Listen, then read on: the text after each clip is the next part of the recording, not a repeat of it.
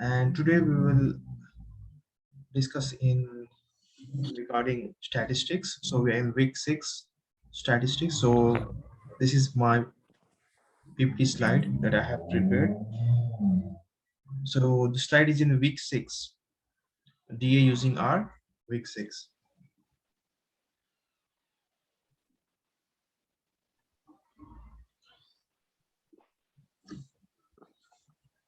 It's, have we started recording? Yeah. Yeah, I have started recording. Mm, mm.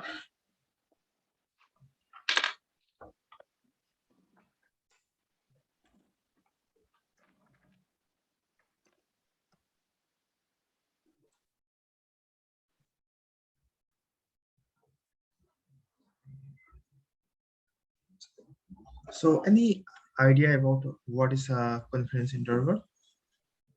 No, sir.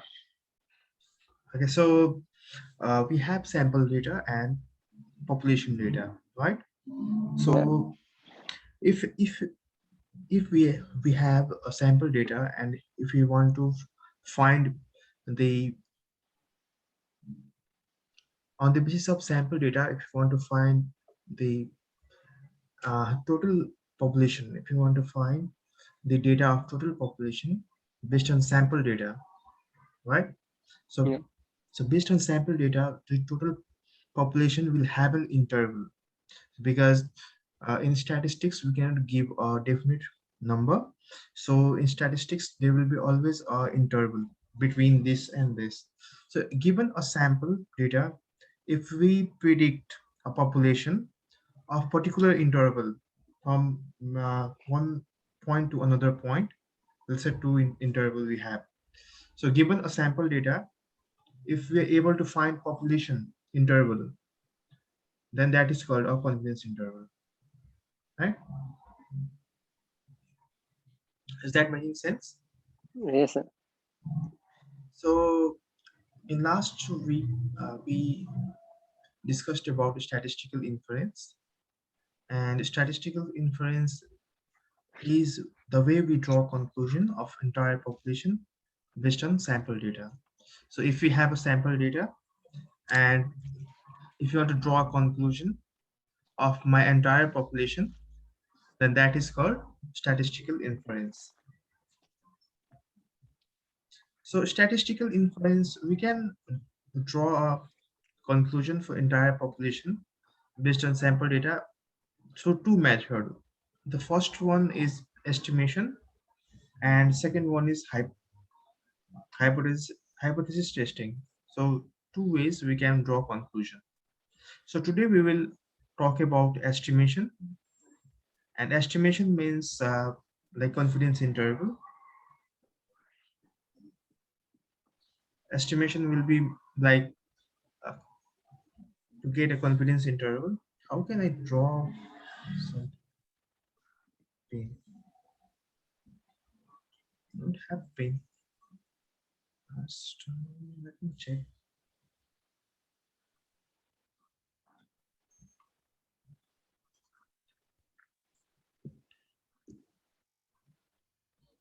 Last week I was able to draw something. I think you have to take out separate app maybe, or I paint or think something like. I enable editing it. That's why it is. Because last time I was able to. Yeah, now it's there. Mm.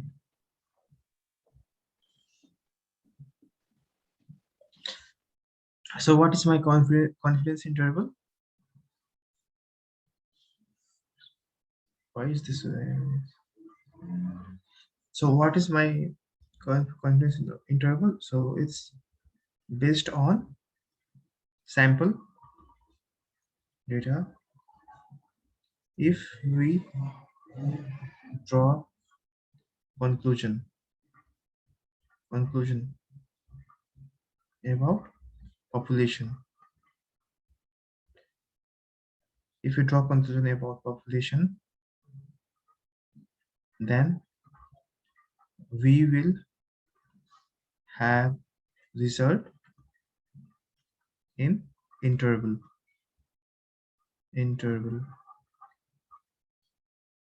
Let's say it will have a lower limit and upper limit, you can say. So if we have that lower limit and upper limit, the range of interval that we get of my population, then that is confidence interval. Yeah. So statistical inference is a way of drawing conclusion based on my sample data, right? And then how can we draw conclusion based on sample data is through two methods. First one is estimation, and second one is hypothesis testing. So estimation means finding an interval, estimating some result, right? So it's like finding an interval, population interval. That is the estimation. And hypothesis testing we will discuss in next week lecture. So estimation, we have two types of estimation. One is estimate and another is interval estimate. Point estimate is uh, is finding the mean. Finding find If you find mean of a sample data. So sample data is generated by, to find the mean of a sample data is generated by x bar. This x bar is what we call point estimate, right? So sample in a sample data, if we guess, it's a number that is a best guess for population parameter. So if we guess a certain number, that is my sample, if we guess a certain mean of a sample data, then that is a point estimation. So for example, let's say if we want to if we have a data of a 200 students, right? Students with height 5 feet 5 feet 5 inch. So we know that in an average 200 students have 5 feet 5 inch. So this is my sample, right? So my population would be student of whole university. So my population will be student of whole university. So the sample of 200 students with height, this is my point estimate. So this is my average height of 200 sample, right? So average height of 200 sample. So this is my point estimate, right? Interval estimate range of value what we expect the parameter to fall. So using this sample, if we find population, right, and after finding a population, so we will have an interval, right? Because my value will never be fixed if we draw a conclusion, so it will always be an interval. That's why we call confidence interval. So that's why it's called a confidence interval. So that interval is called interval estimate. Like we estimate my lower limit and upper limit. So that would be my interval estimate. So this question is often asked in interview. What is point estimate? Right? So we need to have a clear understanding about what is point estimate. So you have any question? No, sir.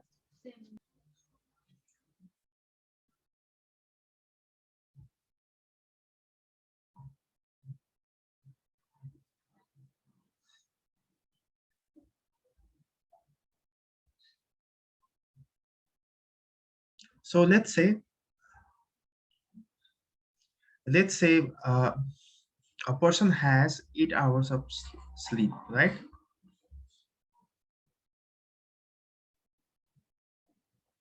A person has 8 hours of sleep on a daily basis. On a daily basis, he sleeps 8 hours, and and he became a parent, and he had a baby.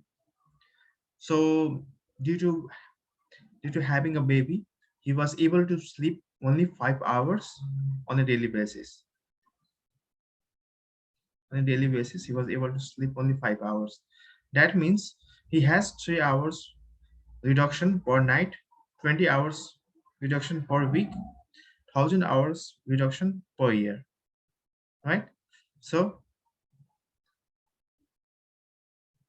let's say we took a sample of all the parents in Amsterdam and did a simple random sample.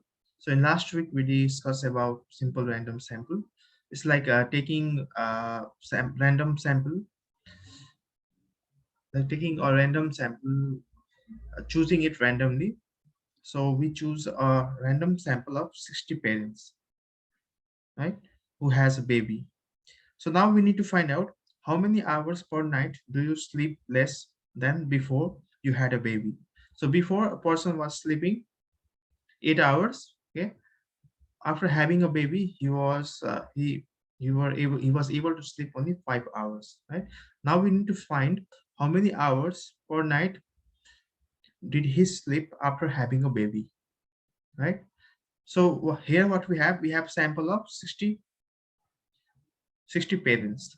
Now we have to find the total population of Amsterdam that were not able to sleep after having a baby. How many hours they were able to sleep after having a baby. So 60 is this is my sample.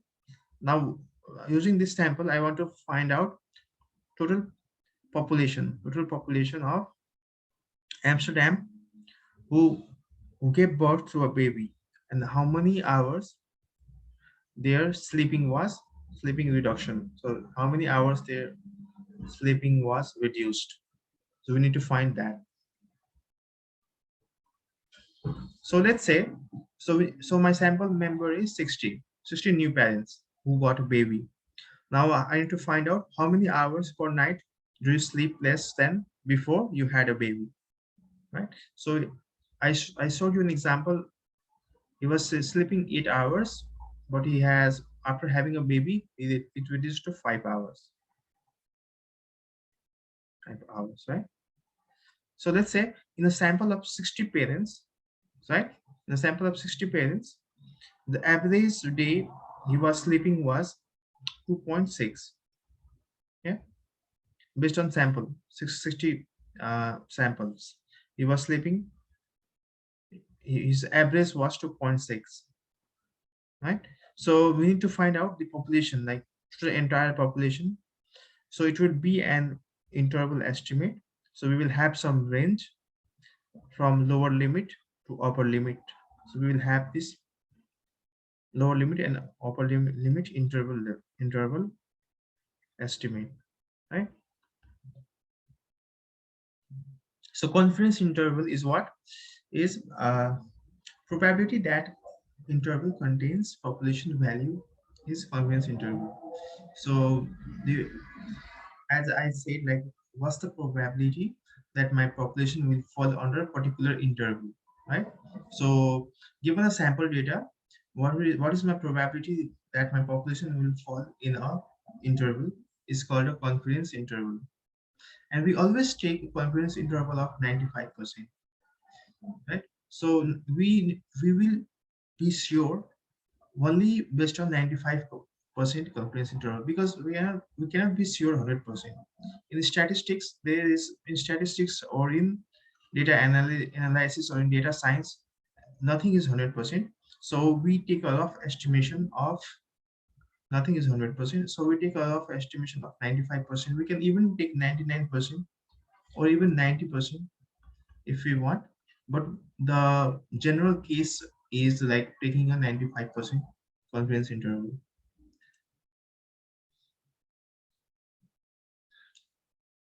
So there can be a certain scenario, like for example, this person had a baby. He gave a birth through a baby. Then to what extent do other new parents also lose sleep? We need to find to what extent do other new parents also lose sleep. So here what I have written is confidence interval for mean with known population standard deviation. So we right now I have I know my population standard deviation and my mean. So you don't have any confusion here. We in last week we discussed about sample standard deviation and population standard deviation and sample mean and population mean. So you don't have any question regarding this. We should be very clear what does this for means. So do you have any question, Himan, regarding sample and population? No, sir. No. Okay. So now what we'll be doing is we will calculate confidence interval for mean with known population standard deviation. So my population standard deviation is given and mean is given. Then how can we find the confidence interval? Okay. So here in example, suppose this person has given a birth to a baby, and we need to find to what extent do other new parents also lose sleep. What would be the confidence interval? So here what is given is my sample. This is my sample mean is given. So this S denotes this is my sample standard deviation, and this is my population standard deviation. So in real world we will not have population standard deviation, but right now let's consider we have population standard deviation as well. So in real world we will only have sample data and sample standard deviation. So let's say right now we have sample mean, sample standard deviation, and sample and population standard deviation. So so as per central limit theorem that we discussed last week, so my mean will be, so whatever my sample mean is, that will be equal to population mean, right? So whatever my sample mean is equals to population mean, and my sample standard deviation is equals to population standard deviation divided by root n. So this is what central limit theorem says. So if we draw infinite number of sample with equal margin, then my population mean will be equals to sample mean, and my standard deviation will be equals to population standard deviation divided by root n, where my n is greater than or equals to 30. So this is what we discussed last week, right? So so what would be my confidence interval? So confidence interval will be this: mean plus minus 1.96 and standard deviation of mean, where sigma of x is population standard deviation divided by root n.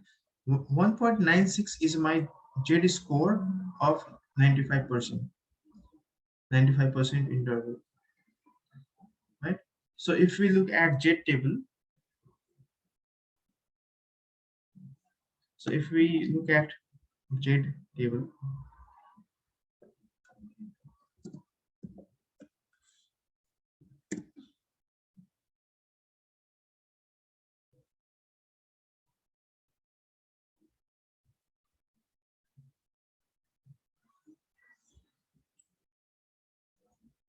so 1.9, 1.96.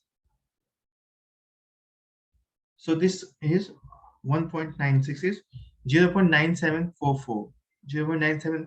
This is including this side even. So we need to do minus 0.5 here, minus 0.05. So which will be 1.96. So this is my Z. This is my value of Z score with 95% confidence interval, 95% interval. So Z, this is my Z score, Z with 95%.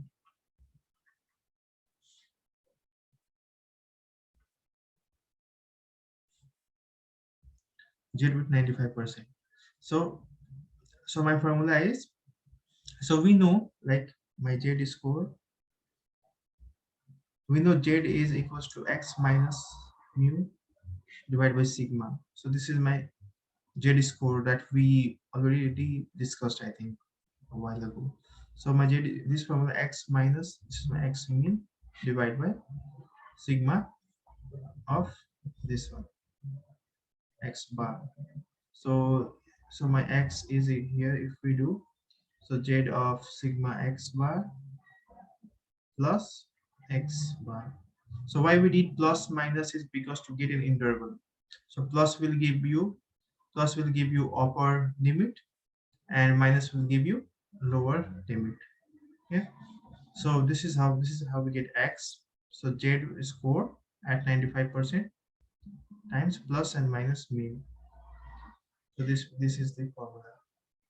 So here is what, here if my sample mean is given, if my is given sample mean is given, sample standard deviation is given, and my population standard deviation is given. So in this case, we calculate our interval, right? So let's say, uh, so I have my 60 new parents. So my n is 60. So how many hours per night do you sleep less than before you had a baby? So you have your mean and your population standard deviation given. Okay, so you will plug this in your this formula. So your x now will be this, as per this formula, 2.6 plus minus 1.96. Your sample mean will be, sample standard deviation will be population standard deviation, which is 1.1 divided by root 160.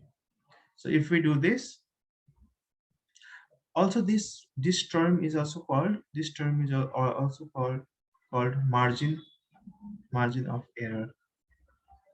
We also call this term as margin of error. So if we do a calculation, so at 95% interval, confidence interval, so so given a sample of 60 parents whose average sleep is 2.6 and deviation is, population deviation is 1.1.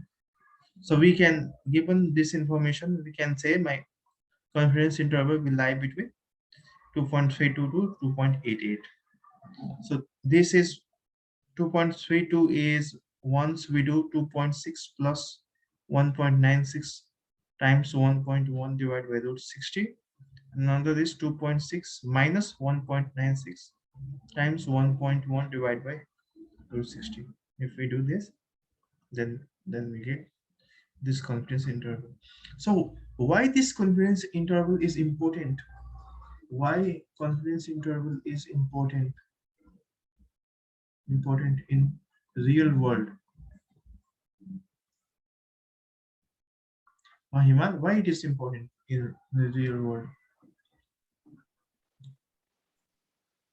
Because given we will not have data for entire population, right? So given, Yeah. yeah, so given a sample data, if you given a sample data, if we want if we want to find population data, population interval, so interval, so in that case we use confidence interval. So given my sample data, with sample data 60 with 7 2.6 mean, I was able to find that my population will be ranging from 2.32 to 2.88, right? So given a sample data, if we can find the interval of my population, so based on 95% confidence interval, then, so in this way we can say, like my given sample data, I was able to find my population, and I'm 95% sure that my population will range from 2.32 to 2.88, right? So based on this information, we can we can draw, like, we have drawn a conclusion, we have drawn a population, and said that my population will range from this to this, right? So this is on basis of the standard deviation of population. So this is given. So in real world, this will not be given. This will not be given, right? So on that case, so in this example, what we can say,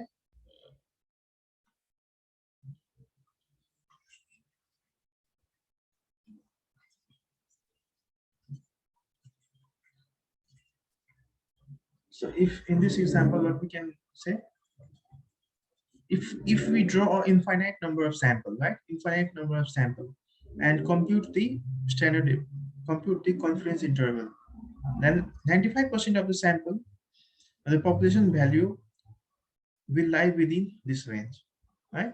So we are 95% sure that my population value will lie between 2.32 to 2.88. This is what we can say.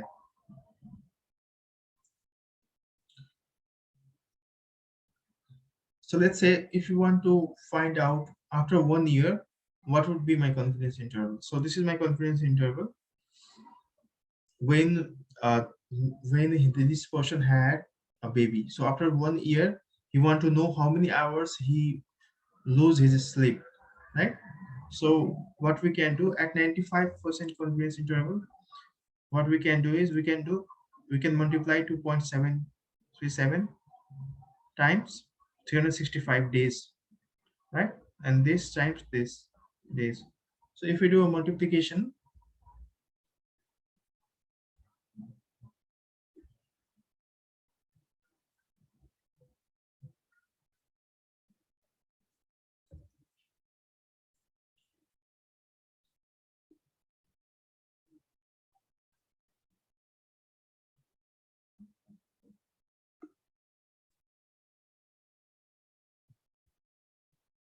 so let's say 2.32 into 365. So this is 846.8 hours he was not able to sleep, right, in a year.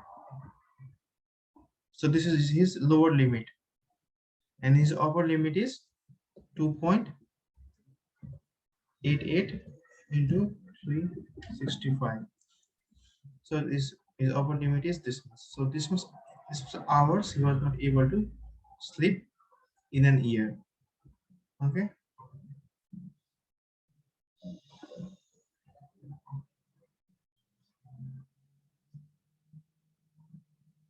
So the second case is if we don't know our population. So in our scenario, in even in real world, we will not have population estimation. We will only have sample estimation.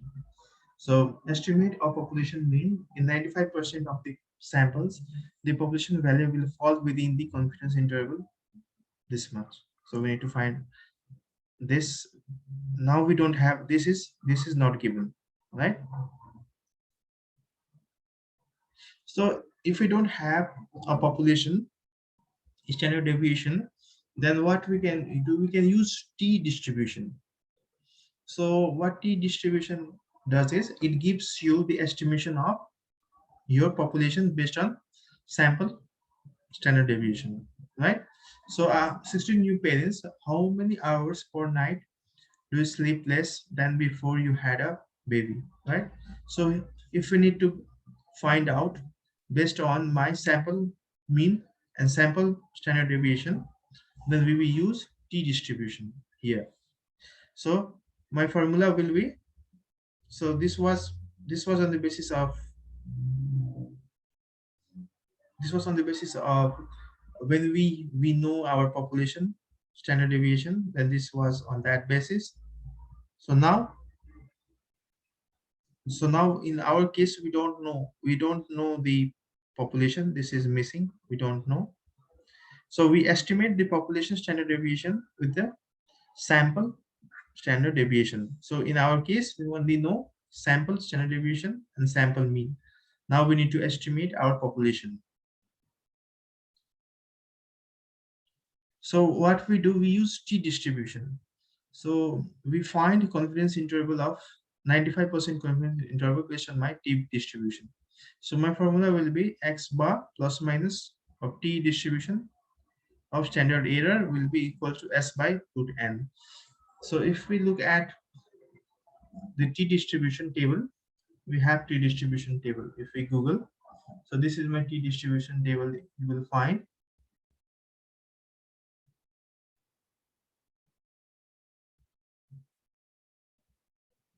Here we see t-distribution table, right?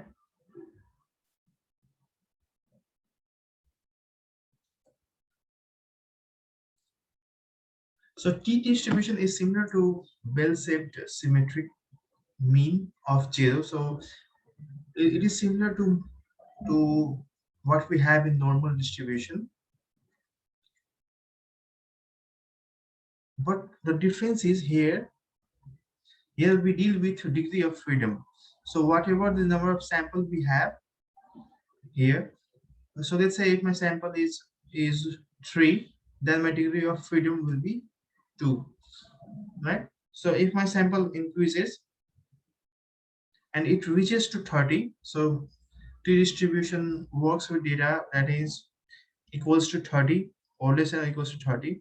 So if the distribution reaches to 30, then your t-distribution will become equal to standard normal distribution, right?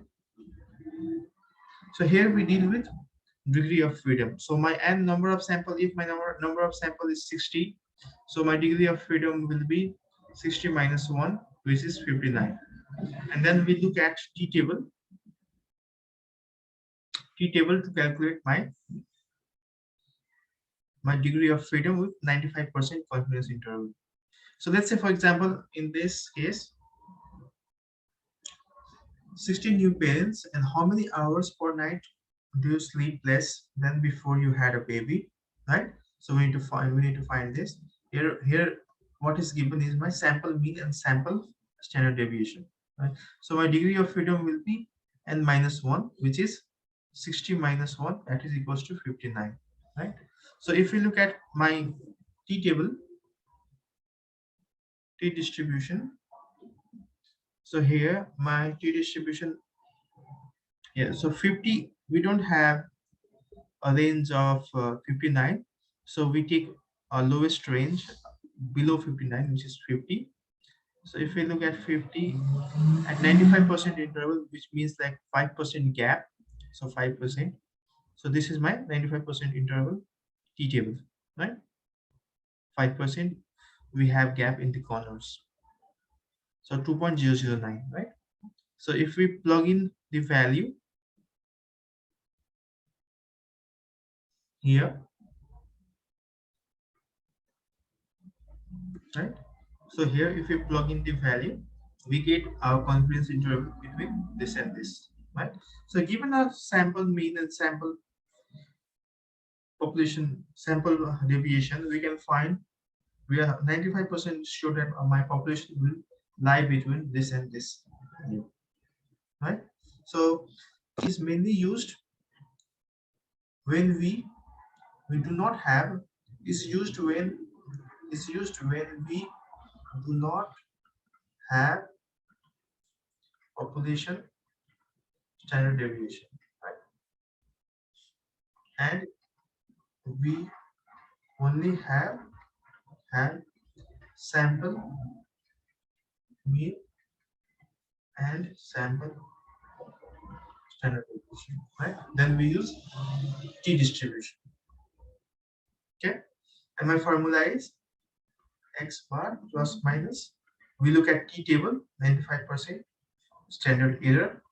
Standard error is my s divided by root n. Here s and mean is given. Sample mean, this is given, right? Then we use t distribution.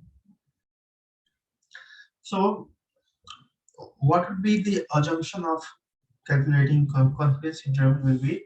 So my data should be random and data should follow a normal distribution, right? So if in t distribution we can have this variation because my sample will be slow, will be very less, sample will be low. So this variation of normal population distribution is fine. Also, we need to be careful about outliers, right? We don't have extreme outliers in our data. Yes, okay. So these are the three assumptions for confidence interval.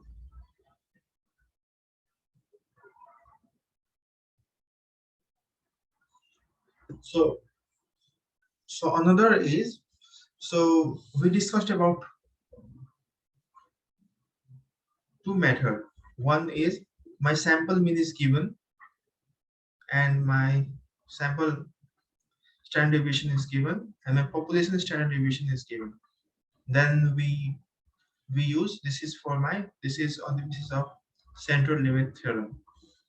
And then second was when my sample mean is given, standard deviation is given, but my population standard deviation is not given.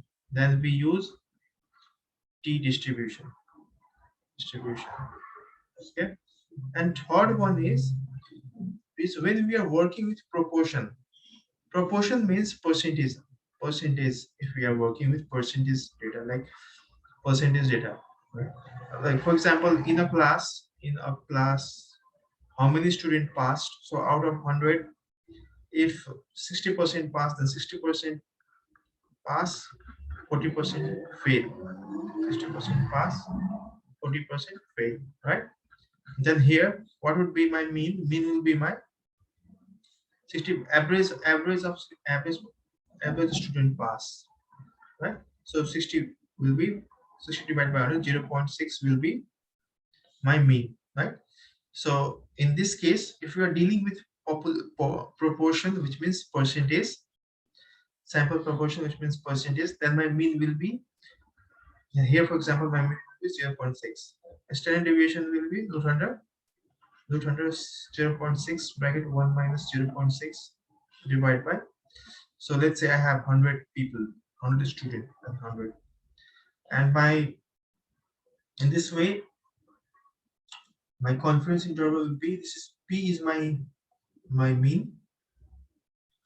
So P plus minus 1.96. This is my Z score.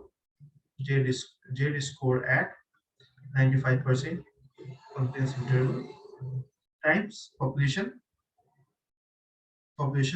standard deviation, which we calculate using this formula. Right? And my margin of error will be 1.96 times population standard deviation of a proportion, right? So my proportion. So this is my formula calculating proportion standard deviation. So proportion means we're dealing with percentage, like out of 100, how many are passed.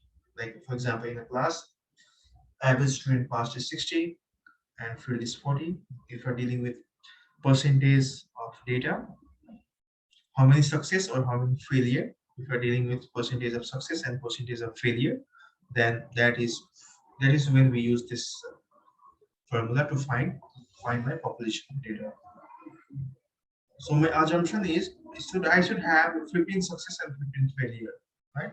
So 15, I should have in a class, I should have 30 student, and out of which 15 passed and 15 failed. If we don't have this condition, then this assumption will not hold, and it should follow a standard normal distribution. And the assumption is we should have 50 success and 50 failure, right? So how do we interpret our confidence interval? So, so like you say, if we draw an infinite number of sample, like our actual sample, then for each sample we compute 95% on confidence interval with similar margin of error.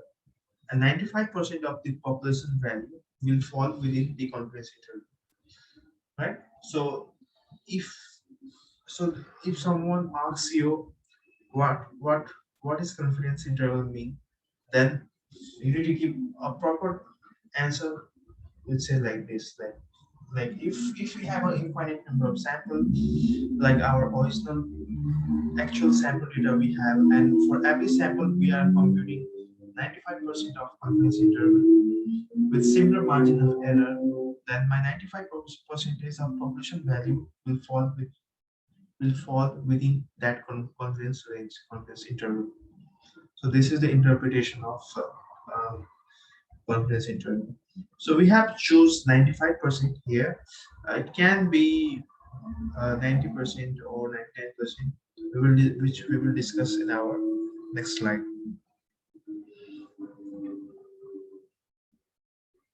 So choosing confidence interval for 95%. So now we will check like why it is necessary to choose 95%. So what's the difference of choosing 95 or 90 or 99? Yeah. So here we have example. Let's say so baby. So a parent gave a birth to baby, and in 17% he changed the diaper of a baby, and 83% time he didn't change the diaper of his baby. Then what would be his confidence interval? So here you will see his confidence interval is in this range 0.10 to 0.24, right? So now if we increase 99%, then his confidence interval is 0.07 to 0.97. So 95% was in 95% it was 0.10 to 0.24. 95, 99% it is 0.07, 0.27. So here you can see the margin of error is increasing. So if you are 99% confident of estimating your population parameter, then you will see your margin of error. So this the interval is margin of error is what we call this interval. So 0.27 minus 0.07. So this interval will increase if we use more close. If you are more confident, then your margin of error will increase, the interval will increase. 95% it was 0.10 to 0.24, 99% 0.07 to 0.27. So interval is increasing, right? So if we look at 90%, now your interval is a bit more close, 0.11, 0.23. So this margin of error is comparing 95%, your margin of error is less because you are using less confidence interval, right? So if you increase your confidence interval, then you will have more margin of error. So more confidence interval, high margin of error. Less confidence interval, less margin of error.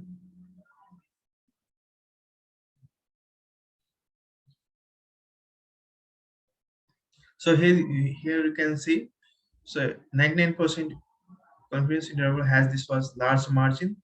Then in 95% it was a bit less, 90% it was a bit less. So the more confident we are about drawing the population, the larger the margin of error. So this is the interpretation of choosing your confidence interval. So we generally choose 95% to be on safe side, or you can say it's a general convention that we choose 95% confidence interval. Right?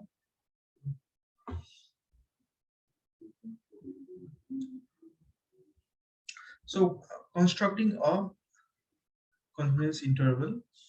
So constructing a confidence interval with which confidence in level we want to choose. So this means like we want to choose 90% or 95% or 99% confidence interval. Okay, so while constructing a confidence interval, we will first choose which confidence interval we want to take while drawing the conclusion, whether my confidence interval will be, so I'm 90% sure or 95% sure or 99% sure on drawing the conclusion of population. So we will determine that first. And then I will check if you are dealing with proportion or mean. So proportion means if you are looking for proportion, which means like percentage of success or failure, then we will use J distribution. If we are dealing with mean, so if we have some average data, some average number of students in a class or average number of people in the university. So if we have average number of data, then we will work with T distribution, right? And we will compute degree of freedom. Then we will compute endpoints of interval, and then we will do final conclusion of our population estimation. So now this is how we construct a confidence interval. So now here we were estimating our sample to be, let's say, 100 or 50, but we can even compute sample size, right? So for example, how many sleeping hours do parents in Amsterdam lose in the first week after the birth of their first child? So if you want to know this, so we it's impossible to take the sample of all population, so we use simple random sampling. But how many samples should we take? So how many samples should we take? What's the size? So this size also we can calculate this size. So choosing sample size means a magnitude of desired margin of error. So smaller margin of error means large sample size. So your sample size, if you are choosing large sample size, that means your error is, so margin of error is less, right? So if you, then your confidence interval will be, so large sample size will lead to large confidence interval. The confidence interval will be large.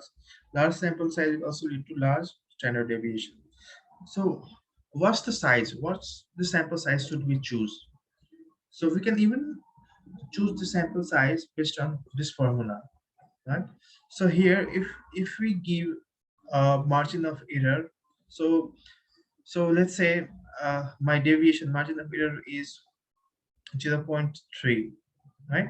Margin of error means, so margin of error, so at 95% confidence margin of error means interval like 2.5 to 3.6 interval we have. So 3.6 minus 2.5 is my margin of error, right? So the length that we discussed, like 95%, what's my margin, right? So given my margin, and I am 95% sure, and I have a standard deviation, right? So how did we calculate standard deviation? Is, suppose, let's say, in a class, in a class, I have a student of 2.5 is my average number of student in a class. So we know, as per normal distribution, the one deviation is, so this, if it is one deviation, then this is 68%. Two deviation is my, two deviation is my 95% confidence interval, confidence interval, right? So if we know the mean is my 2.5, then we can divide by 2 to get the standard deviation, right? So if we have this information given, and if we plug in this information here, let's say, so here my standard deviation is 1.25, my Z score is 1.96, and my margin of error is 0.3. So here we can say, for if we take into account of my margin error to be 0.3%, and I'm 95% sure my deviation is 1.25, then I need only 65 number of samples, 67 number of samples to predict my total population, to predict the interval of my total population, to draw conclusion of my total population. So we need 67 sample if we plug in our value here, right? Likewise, for if you are dealing with proportion, then if we use this formula and we plug in our, if we take into account my margin of error is this much, and My average probability is 0.5, and we plug in here. Then we can say we need 167 samples to draw conclusion of my population interval, right? So this is how we choose. This is the formula. By using this formula, we can choose my sample data. So in ideal world, we generally take a large sample data, but in real world, taking a large sample data means like collecting a sample data. How do we collect sample data in real world? Either through telephone interview, right? Either to interview people and confirm what's the number, or either through survey, right? Or even to face-to-face interview, we collect the sample data. So collecting this sample information will take time as well as money, right? So if we know, like if we calculate our sample data, so okay, my sample data should be like, based on my formula, it should be 60. If we know that it is 60 or 70, in that case, instead of looking for any large sample data, we can simply interview or survey or do face-to-face communication with people of 60 people and can generate the data, right? And in this way, we know that my sample, I need 60 to 70 samples, right? So this sample will be enough for me to draw conclusion of my population, right? So that's why knowing sample data is calculating number of samples is also very important in real world. Any question?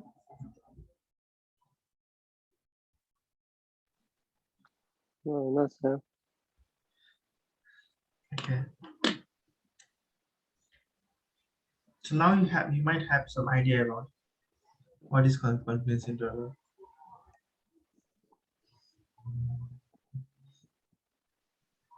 Yeah. So I have few questions. Indeed.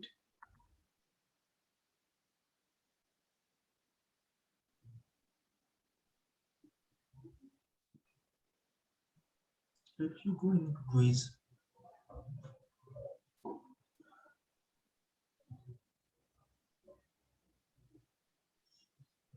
so I have few questions for you to practice. Yes, sir. So I will give you a bit of hint of what needs to be done. Okay. So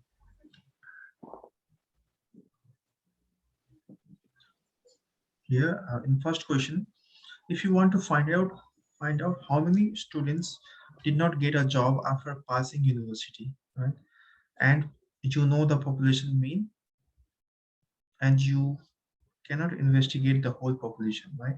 And that's why you have a sample of 100 student, and the average student is given. So here we have population mean is given 200, my sample mean is given 100, sample mean is 195, and the number of sample is 100 student, right? So what would be the point estimate of 195? What would be the point estimate of your population mean? So we discussed my point estimate is my population, my sample mean, right? So my point estimation means I need to look for my sample mean. So my sample mean is already given here 195. So my 195 will be the answer, right?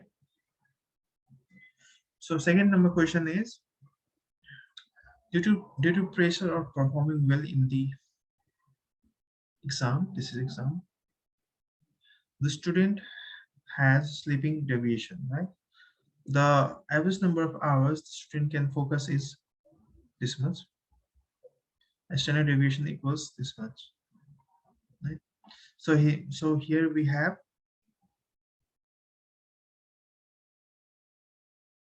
here this is the population mean. Population mean is 2.9, and population standard deviation is 0.8.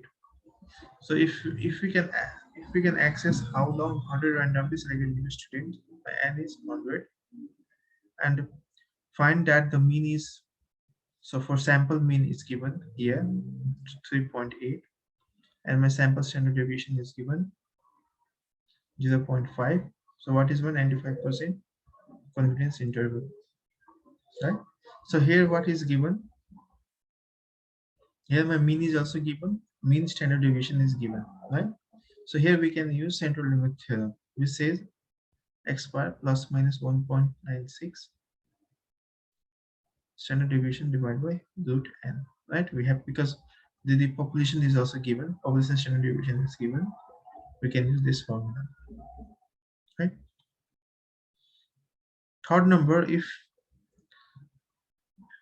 you asked 55 parents whether they have baby or not, it turns out that 90 in 100 parents have babies, right? So 90 in 100 means 0.9%. So this, in this case, we need to use proportion. So my proportion will be p plus minus 1.96 times this standard deviation. What was my formula for proportion?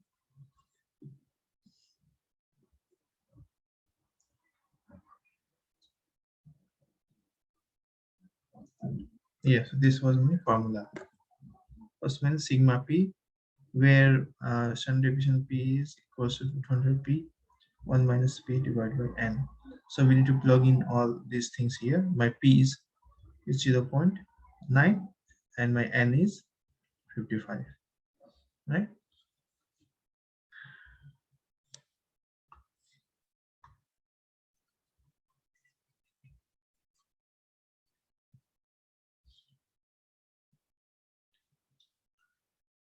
So likewise, in question number 4, if a researcher wants to investigate average sleeping hours of a student during exam, he draw a simple random sample of 88 new students, and found that on average, so here my n is 88, found out that on average, so here my sample mean is 2.1 hours. Usually my is standard deviation of sample is 0.8, right? Compute the here what we need to use, here is, I only have my sample information, so here we need to use t distribution, right? Because I only have sample information, data of my sample information, so here I need to use t distribution.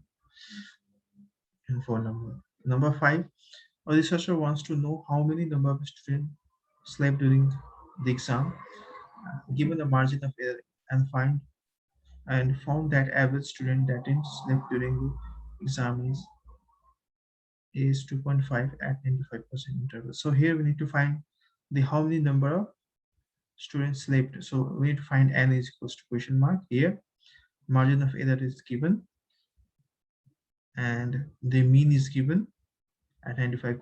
So we need to use, we need to find sample number of samples. So we need to plug into that formula. So, and in 6.1, uh, when we find confidence interval, and we need to find a balance between being as precise as possible in our estimation, so but also as confident as that our point estimate is accurate, which of the confidence interval is the most precise one. So in general we use 95% confidence interval. So this is the general convention that we use. So 95% will be the most precise one that we choose. So okay, so this is a bit of hint that I gave you. Try to do it by yourself.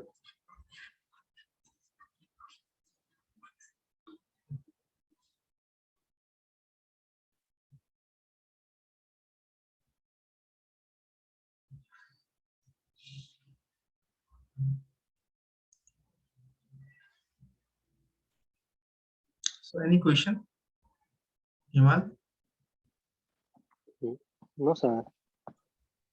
Okay. Then Then I'll start with SQL, uh, mastering join. So we will practice some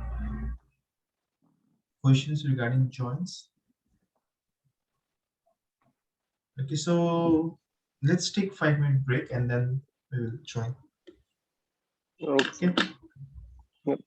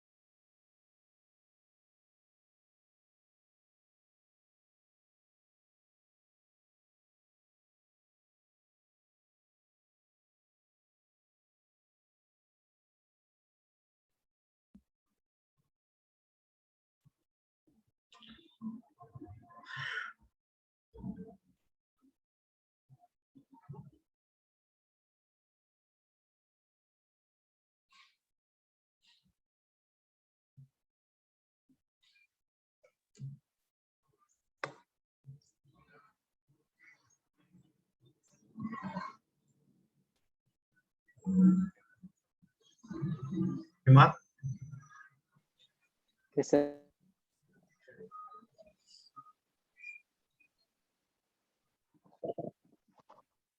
So I would prefer you do it with me because we have time and we can do this together. Yes, sir. So have you installed PC Admin PostgreSQL? Yeah, I have done that before, sir. I think. Yeah. You have you have installed. Ah, yeah. Okay, open PostgreSQL.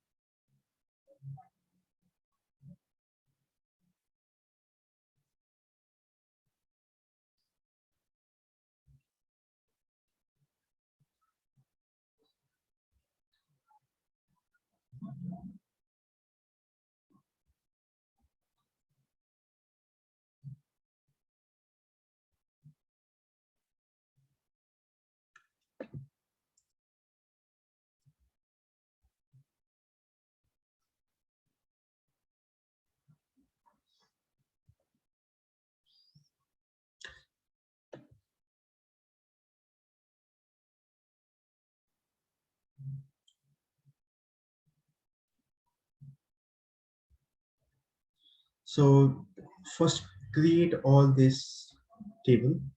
So all this table is in employee excerpt.sql. So you can go here and copy all this script and paste in your PostgreSQL.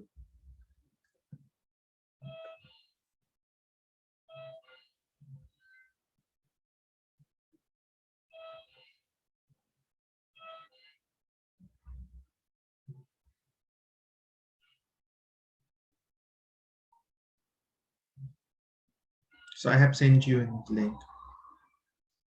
Hima, Yes, sir. I have sent you the link. Copy this, copy whole script and paste in your PG admin here and try to run this script. Once done, let me know. Okay, and then I'll start. Once you have imported all this table, then I'll start. Um, I was looking from iPad. Now I'm opening laptop, but it's not opening my laptop. I don't know why. Try I'll once try with again. my.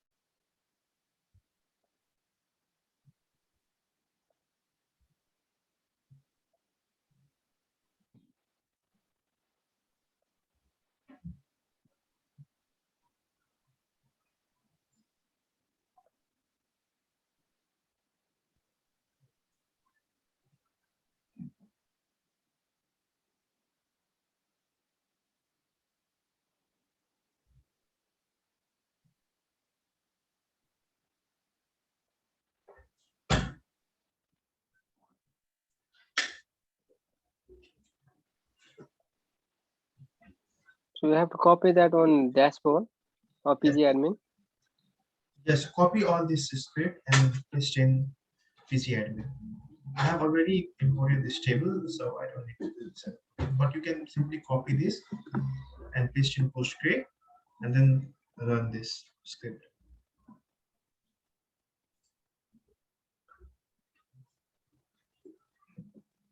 Once done, okay.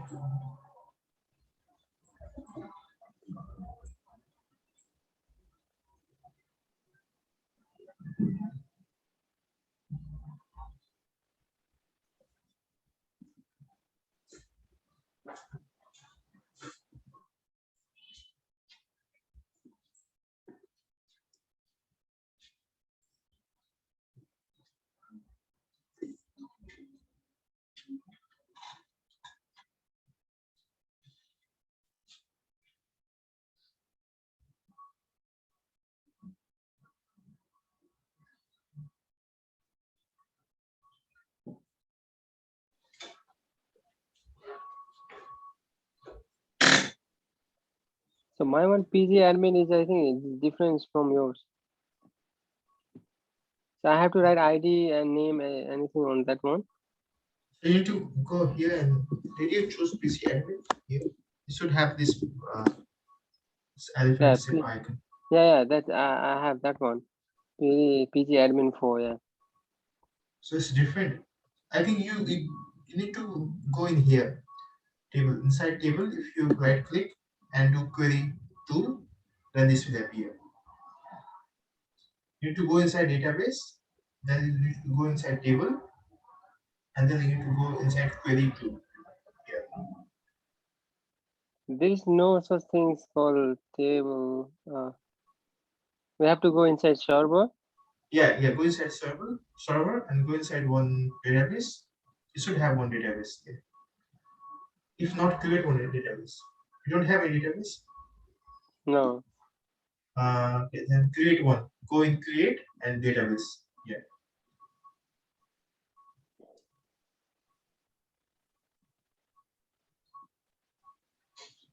create database. This option.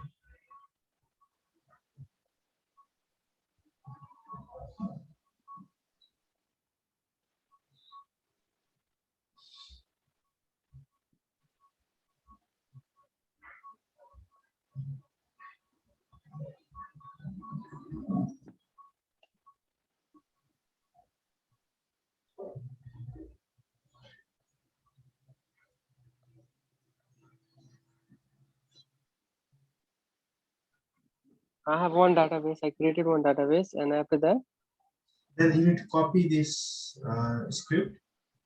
yeah. This I have sent you the link in chat.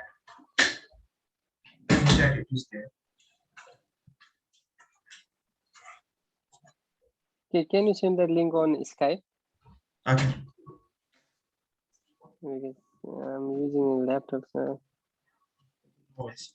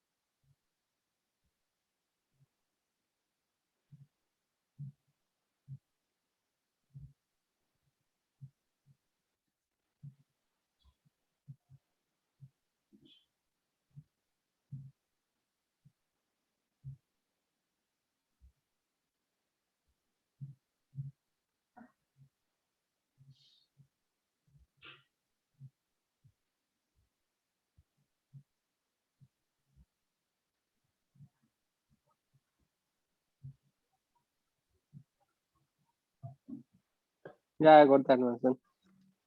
So did you run the script? I'll copy all this script. Okay, copy and run this button F5. Do you have to copy whole the script? Yeah, whole script. Yeah, It's too long, isn't it? yeah. It has insert script. That's why it's long.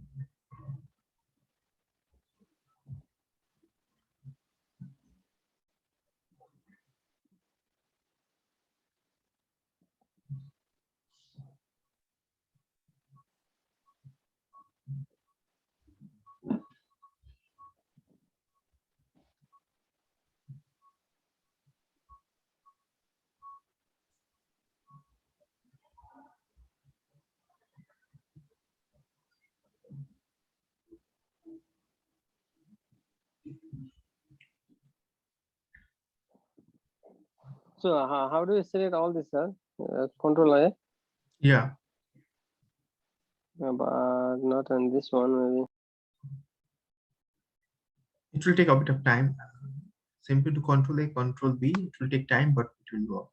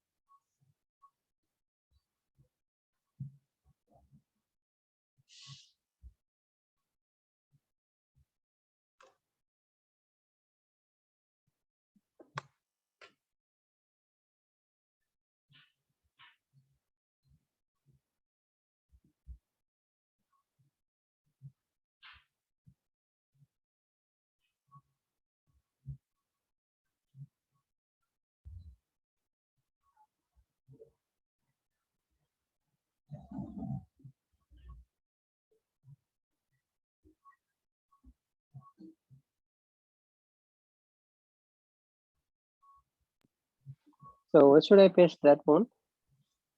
So you should paste in here your query editor. Oh, Paste where? in query. Yeah, here query editor here, and then click then run this script F5. Here is the button.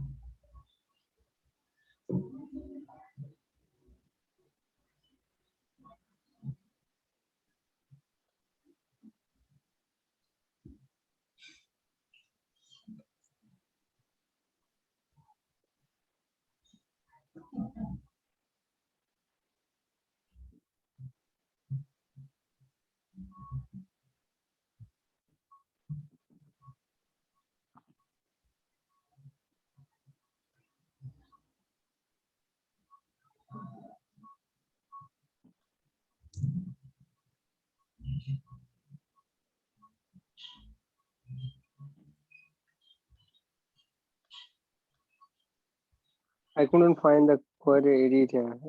Damn. And if you right click and then you will have this query tool inside table. If you go inside table and then query tool,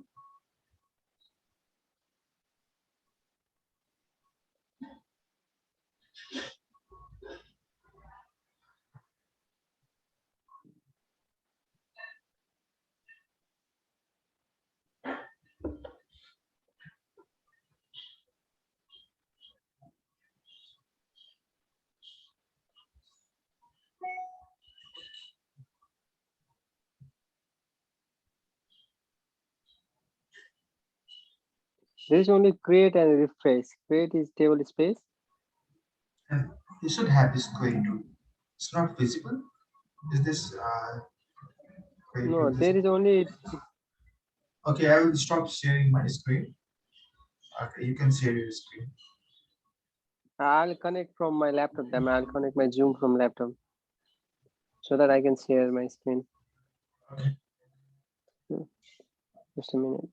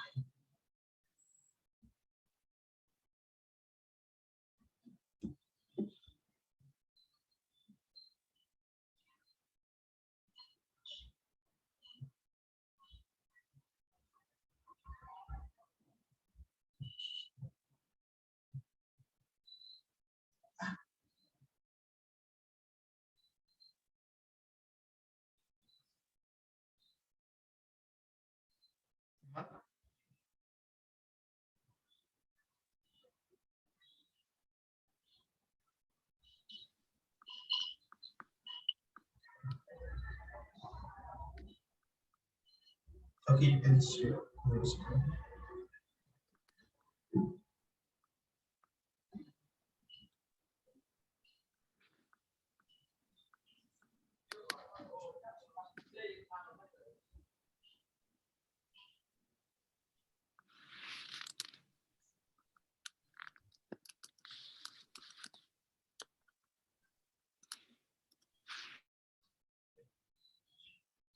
You can use. So you need to go inside schema, not there. Go inside schemas. Uh, Yeah, there you will see option. Not there. Inside the database, yeah, schemas, yeah. Right click, yeah. Right click there. uh. Yeah, now You this told me on the table, so I was. I told you it's inside. Mm. Okay, you can simply run this.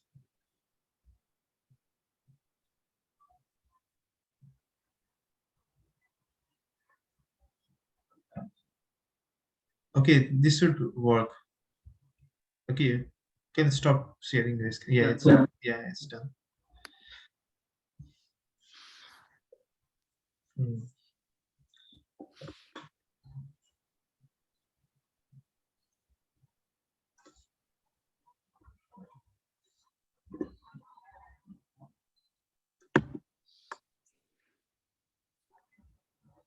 So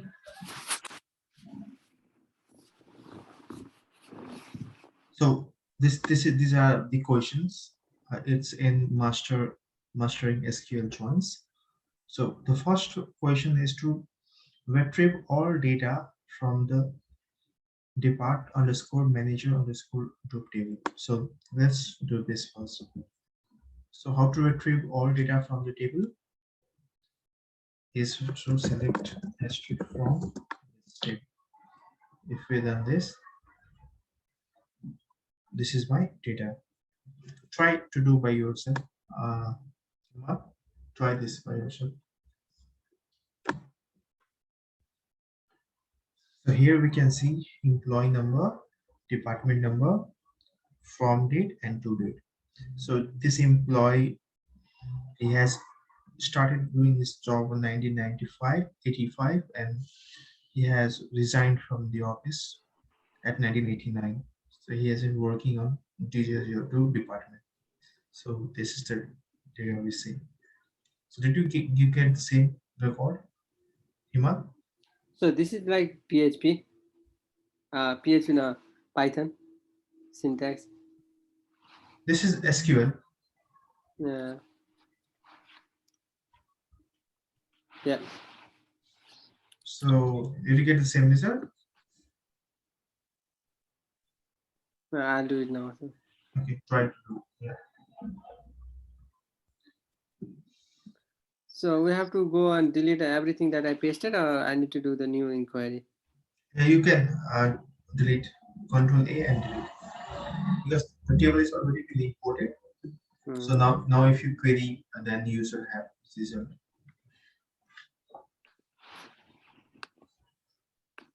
So what was your question? The question was to retrieve all data from the depart manager group table. So to retrieve all data, what we do? We do select asterisk from the table name.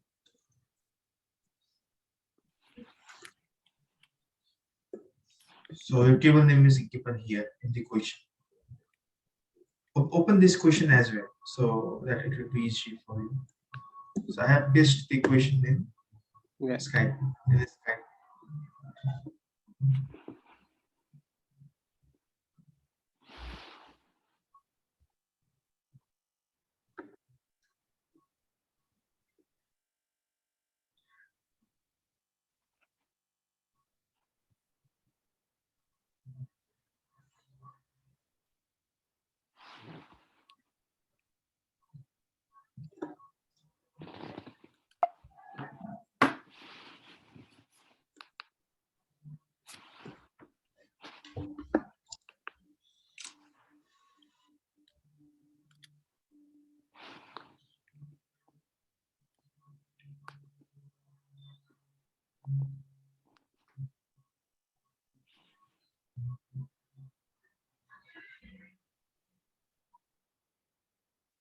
Yes, sir.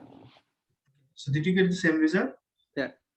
Okay, so what we did is we retrieve all data from this table, right? Yeah.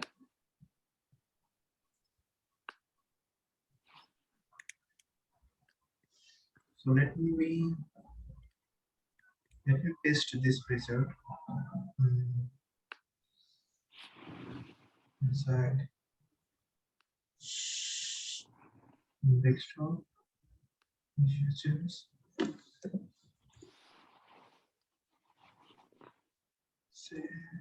Stop.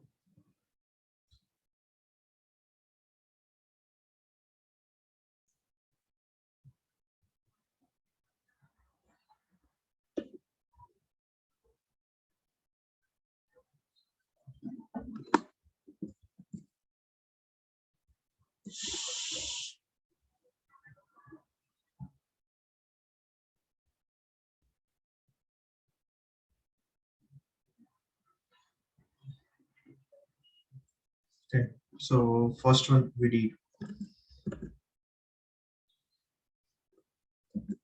So we also need to check what information we have. So in this table we have employee number, department, and first is from date and to date, right? So it contains employee number, department number, from date, and to date. We need to remember these things just to have a sense like what data we have. So likewise, retrieve all data from the department underscore group. Okay, so Yeah. the result will be same. Fill in here. So in this we have department number and department name. Yeah. Okay, so this is my second result. Did you do this? Yes, sir. Now my second task is to use inner join. Okay, Yeah. so that in this task you will retrieve data from two tables. So we'll join this two table. Okay, Yeah. so here we can see we have department number, right? Department number common in this two table. So so department underscore group has department number, and department underscore manager underscore group has employee number, department number. So department number is common between two tables, right? Yeah. So my join will be on basis of that column that is common, right? So what would be my inner join will be, so I will join, this is my first table, my inner join, second table is my department group. So I will give alias as dpt underscore n. So this is a short form of representing this table. Yeah. Again, I will give alias as dept on. So will be on the basis of department underscore now. Okay. So we will join on basis of department underscore now because this column is common in both the table. Okay. Dot dept underscore now number. Okay. So after joining, we need to extract all managers employee number. So what we need to do is we need to extract all managers employee number, department number, and department name. Okay, let's try to do this first. So I need to extract all employee number. Employee number is in my this table, right? This to give this table name dot employee number emp underscore number comma employee number department name. So it department name is in this table. That's why I told you to remember what value we have in what table, right? We need to remember that dot. So let me check once again department name from this table. What's the column name? So depart underscore name. So this is in this table, right? So this is my alias dept underscore name. And then what we need to do, department number and department name both. So also need to give department number. So this is my department number. Okay. So once we do this, run this query. Here we have list of employee number, department number, and department name.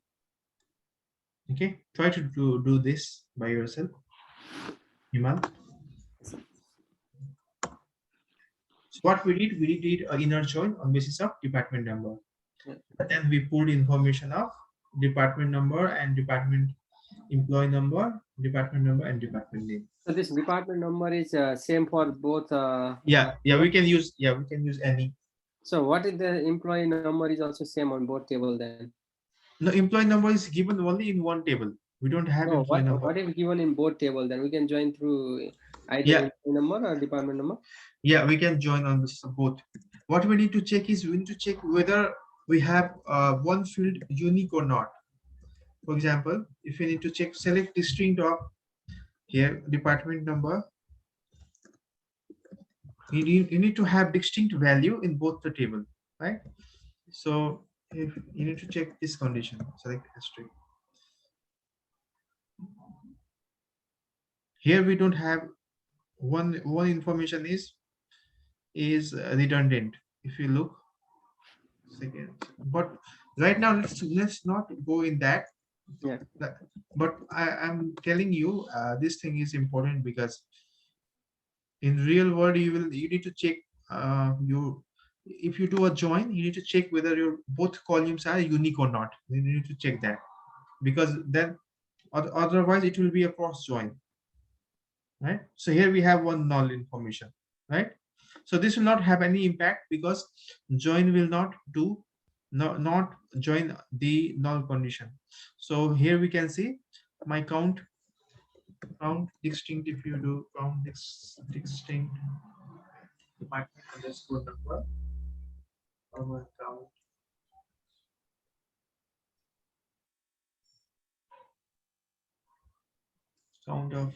count asterisk if you do here. So we have one row extra, but that is null, right? That is null, so that will not have any impact. So right now my every row have one unique value. So if we check in depart underscore manager underscore do here here it's not unique, right? Yeah. But this will work because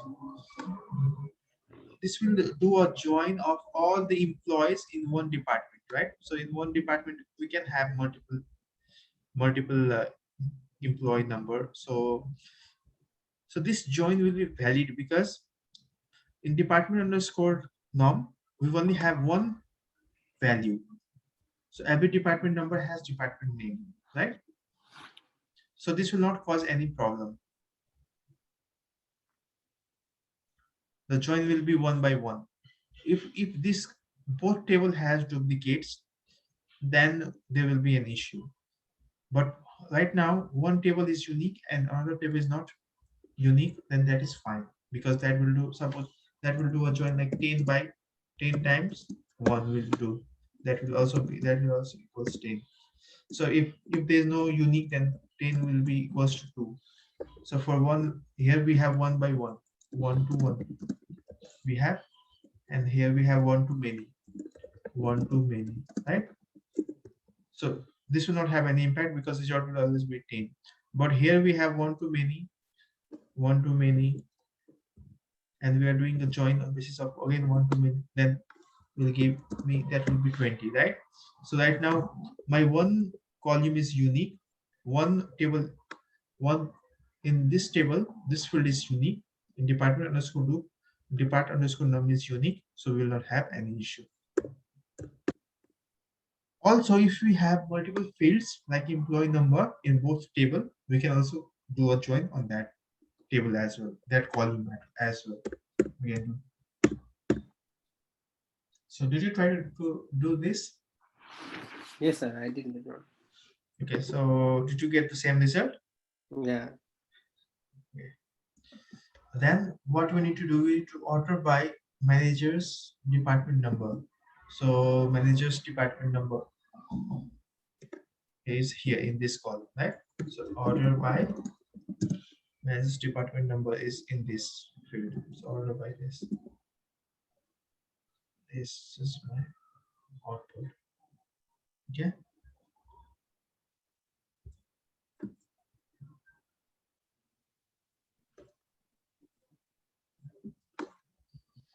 Now what we need to do is, so okay, so did you do this, Iman? Yeah, yes, sir. Now, now what we need to do is we need to add from date and to date. Okay, so let's add from date and to date. From date and to date is in my depart underscore m, this table. Okay. Dot from underscore date, comma,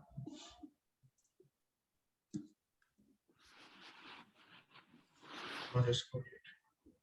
Fill this. So this, in this way we can see columns. Okay, try to add from and to date.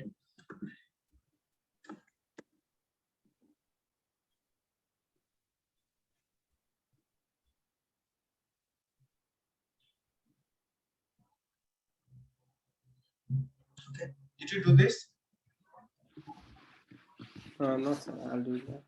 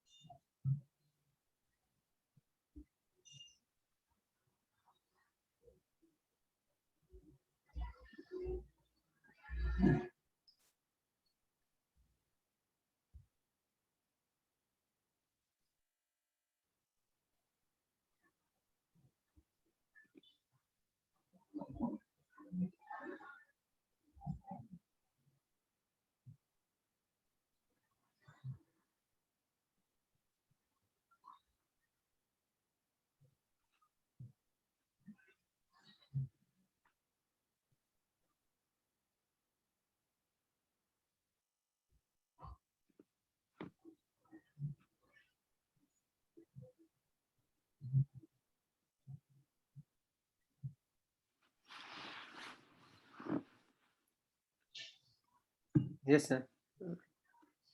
You can, Okay.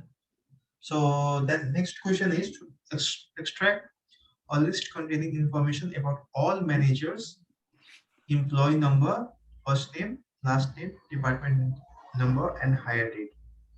So we need to use this two table, employee and let's look at this table first. So employee.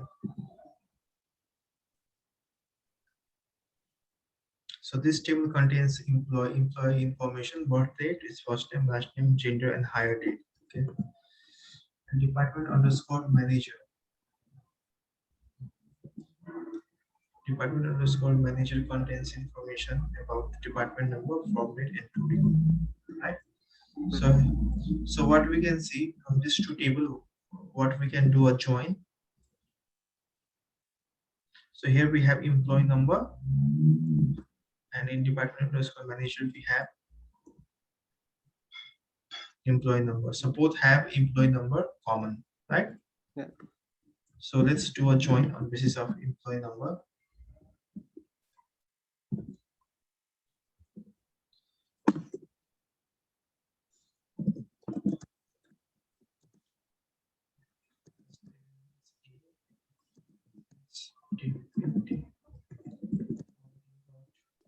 Underscore now equals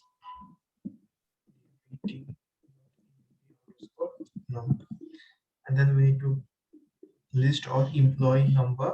So I need to take e dot employee underscore number, comma, first and last name, e dot first underscore name, e dot last underscore name, department number, e dot dpt underscore number,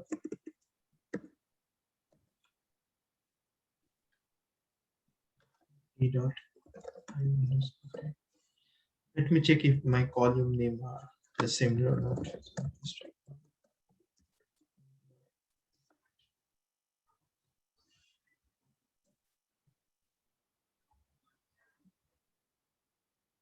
Last underscore name. So department number is in DEPT here. Let's give DEPT and I underscore underscore dot no.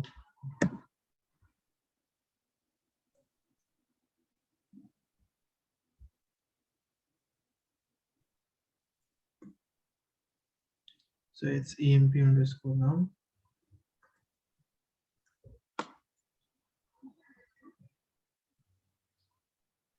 Okay. So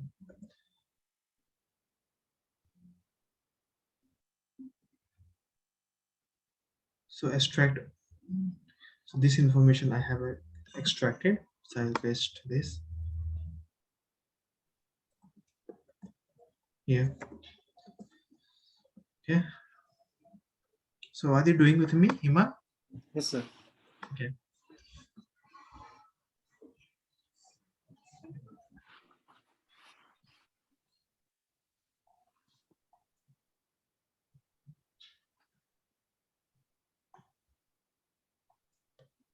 Yeah, done, sir. Now in task 3, duplicate record. In this task, we will retrieve data from the two tables with duplicate records using inner join. Okay. So let's add two duplicate record first. Okay. Let us add some duplicate record. So insert this duplicate record.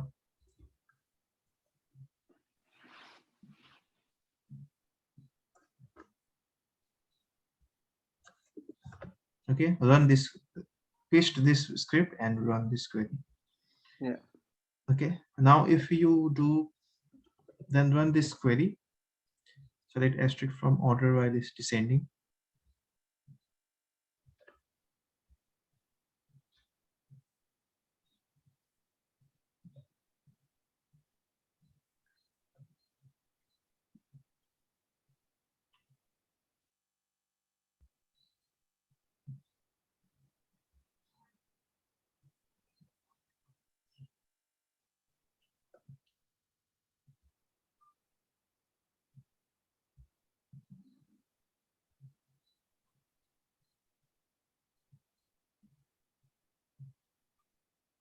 So here we can see order by, we need to do order by EMP, sorry, EMP sending if you do. So here you can see this two record is duplicate, right? Yeah. 112 110228 record is duplicate. So if you check in this one, this table even,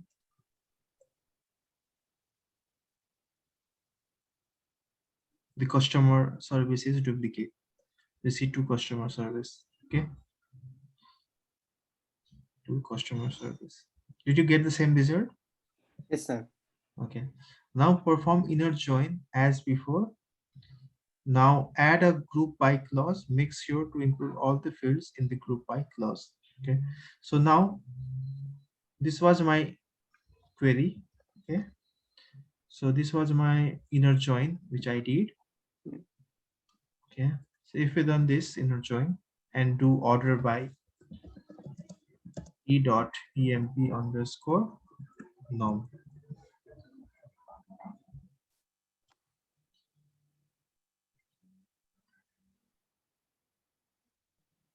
Here if you will see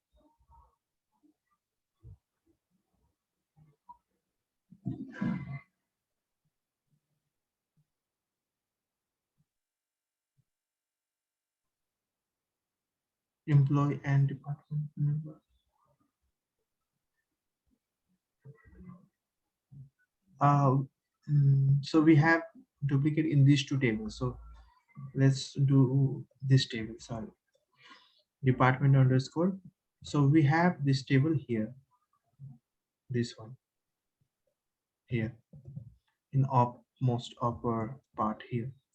department and department, manager groups and department groups here. If you run this query, the join query, and do an order by based on your employee number,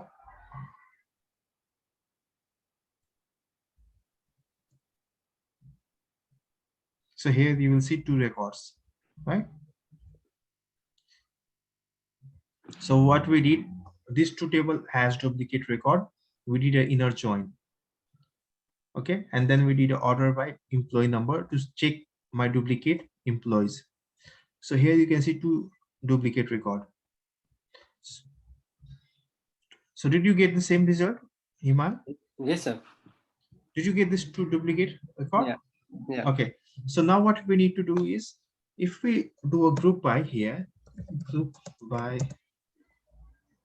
this complete field, if you paste, then if you run your query, this will remove your duplicate. Okay. So what group by even work as as a unique function, like it will group on the basis of everything that is unique, right? So here what we did, we group by on basis of this field. Why we did a group by on this field? So that this combination will never have duplicate record if we do a group by on basis of this field. So if we have a two field, then it will only check for two field. If we have three field, then it will only check for three field for having duplication or not, right? So right now we have given all these condition. So this all condition will be grouped and the unique combination will only be retained. So here the duplication has been removed. Okay, so this is also one of the way of removing duplication. If you have inner join, if you are doing an inner join. Okay. So another way is, so this is one by doing group by. Okay. If you don't do a group by here, you can see two records here. So if you do simply distinct here, that will also work. If you do distinct here, this will also give you unique record. That one condition is very important. Okay, so you can use either way. Interviewer can ask you to remove the duplicate without using distinct clause. Okay, in that case, this way you can do simply by using group by. Okay, try to do this by yourself.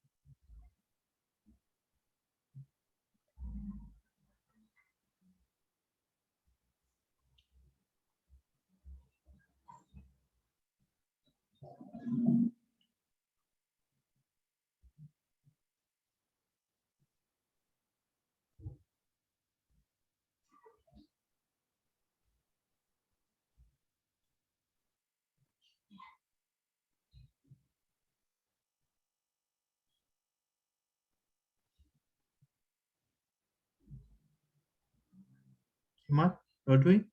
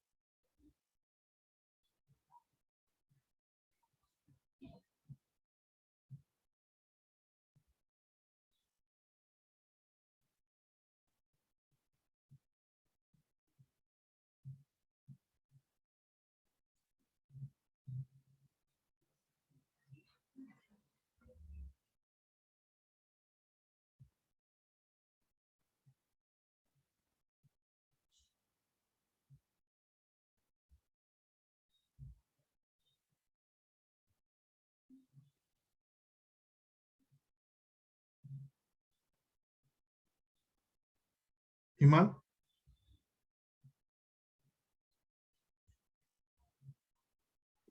Yes, sir. did you do this? Yeah, yes, sir. It's working. Yeah, it's okay. Sure. Yeah. Okay. Okay. So now let's so we did now let's do inner left join. So in this tasks, we will retrieve data from the two tables using left join. So first, let's remove the duplicates from two table, the duplicate that we have created earlier. So what's left join means? Means how we join left one. So left join means Just the left so data. okay. What does inner join means? Inner join means joining the what is say? Common part. Yeah, common part. Yeah. Means So same part. inner join, for example.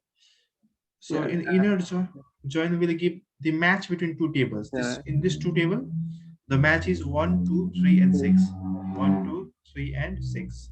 Right? Yeah. 1, 2, 3, and 6 between two tables. This is inner join.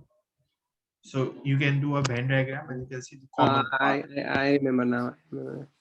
Okay. I do. Yeah. So this is inner join. So what does your left join do?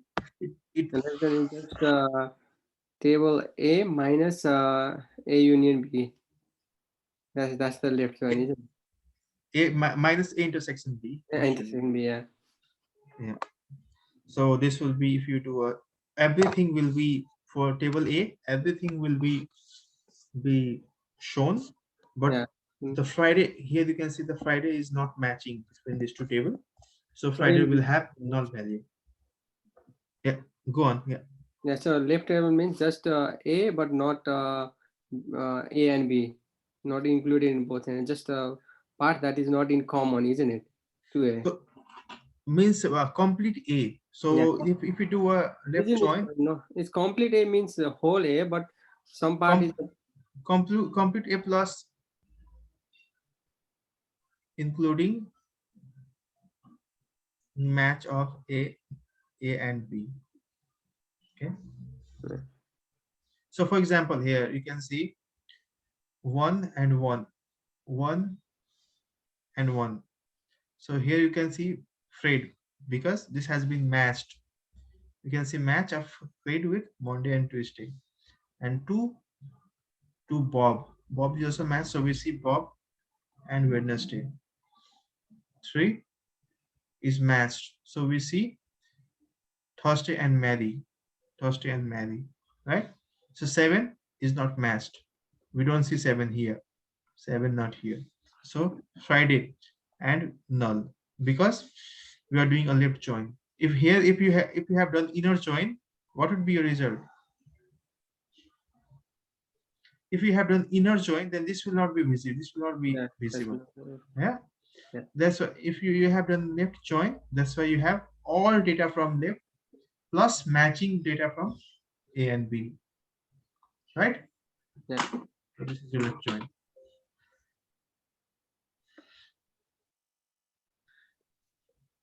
Okay, so let's do a left join.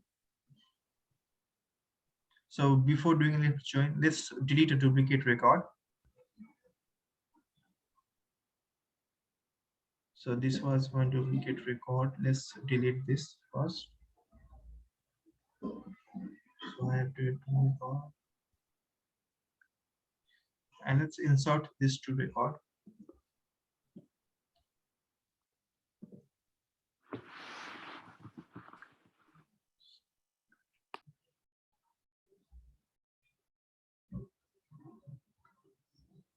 Let's check all the record. Let's check and see if we have got some industry.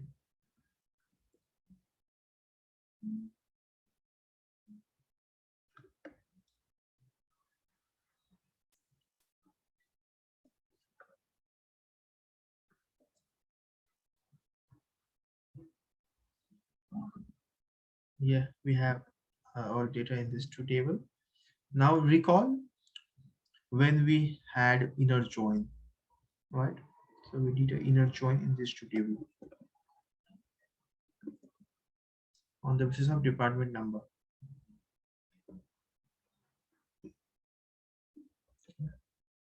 Join the department underscore manager group with department table, extract a subset of all manager, employee number, department number, and order by. What will happen when we do a left join? Okay. So we have extracted all employee number, department number, and department name. Okay. So here we have all department number. So here we are doing inner join. Now let's try to do left join. Here, right left.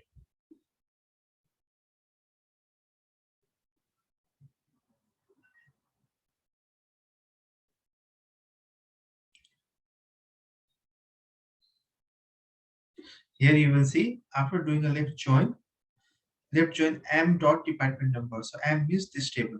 All value of department underscore manager underscore group will be available, will be seen here. You can see none, none, none here. Okay. So if you have done inner join, then that null will not be visible. If you see that null is not there, right? So if you do a left join, you will see all null values here. Okay. Try to do this and see the difference.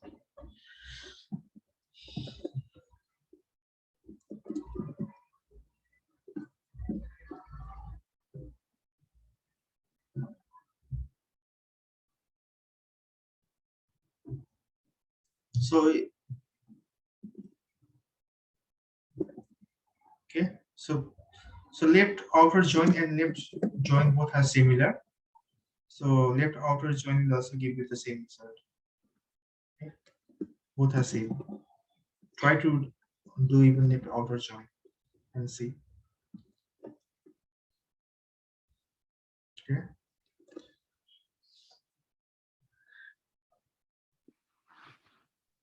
Did you do left join, Himal?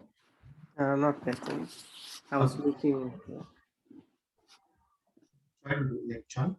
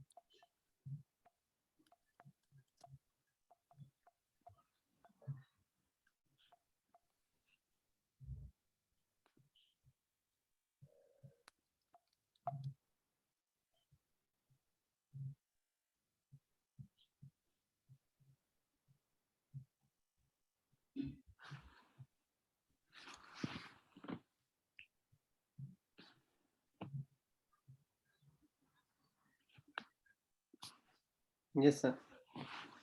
Okay. So did you see the difference? Difference between inner join and left join. Did you see that? Yes, sir. Okay. So now let's move on task 5, right join. So in this task, you will retrieve data from the two tables using right join. You have seen left join in the previous task. Now let's try to do a right join in the same query.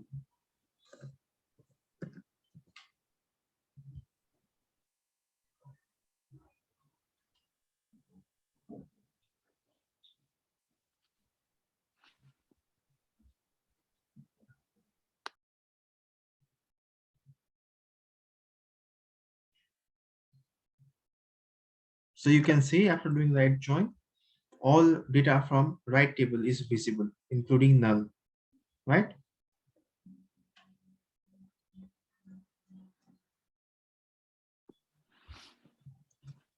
Compare it with left join and see the difference. So if you do left join, then all data from left table was visible. And if you do right join, all data from right table is visible, right? Yeah. So you can do a comparison and say. Now go to task. Now we will go in task 6. Join and where used together. Okay. So you will join and then you use where condition. So extract employee number, first name, salary, last name, whose earn is earning is above 1,45,000 dollar. Okay. Yeah. Let's do this. So we have done a join of employee and department, I think. Where is that query?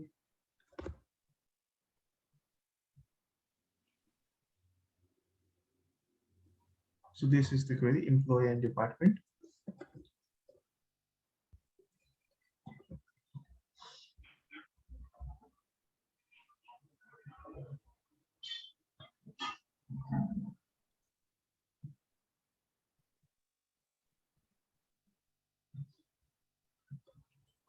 So here, this was my query. Now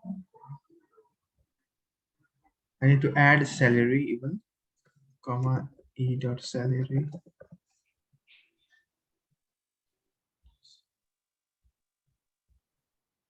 Employee table has salary, right?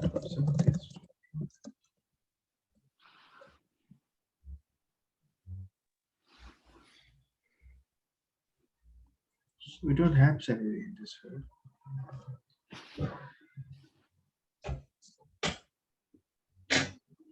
And there's no salary table there. Yeah, we have separate salary table. Hmm. To join on that. Select asterisk from salary if you check. We have salary table there. So join salary table on the basis of employee number.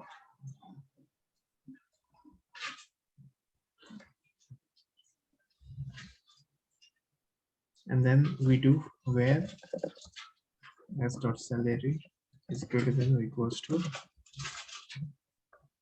145. We don't need to give this double quote because this is a number. 145.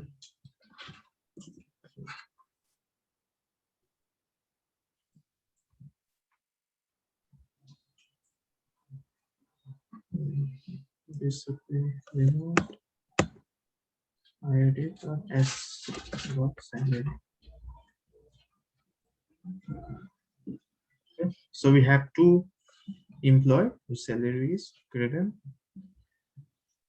1.4 million. Okay, try to do this for yourself.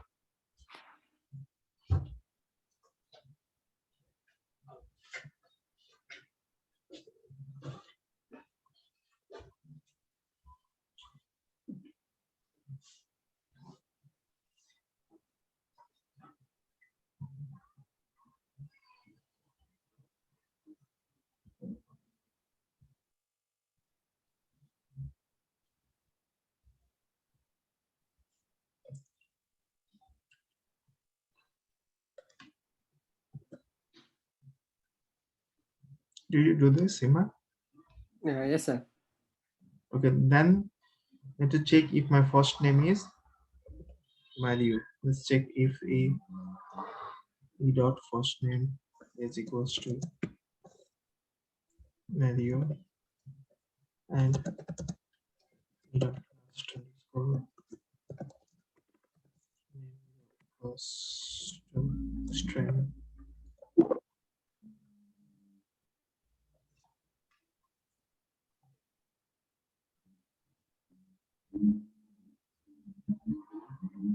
So we have this much record. Name equals Manu, last name equals string.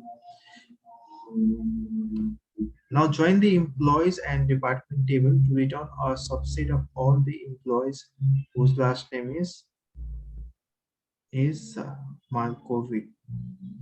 So we have this table. We have done a join basis of department manager and department employee and department manager. So we have done this join employee and department manager. This one here. So here department employee and department. Here what we need to do. The last name equals with e dot last underscore name equals small COVID. So we have record. So okay.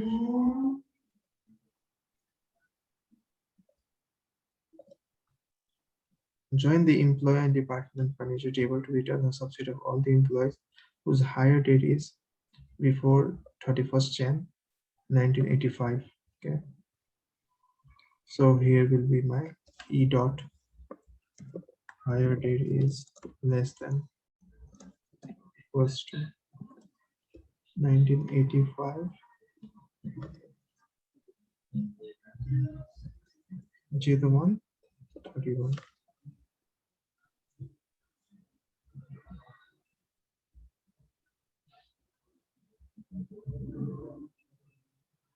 Okay, so these are my employees whose hire date is less than equals to 31st of Jan of 1985. Yeah, try to do this, Emma.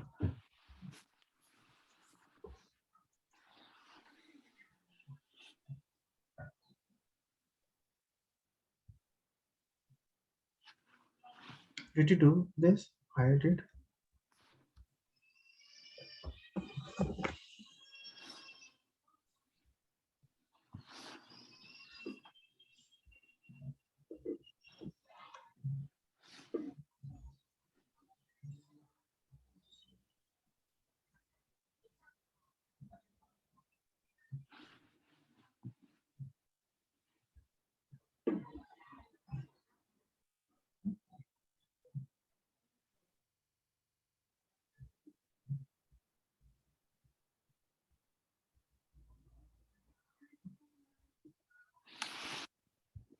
Yes.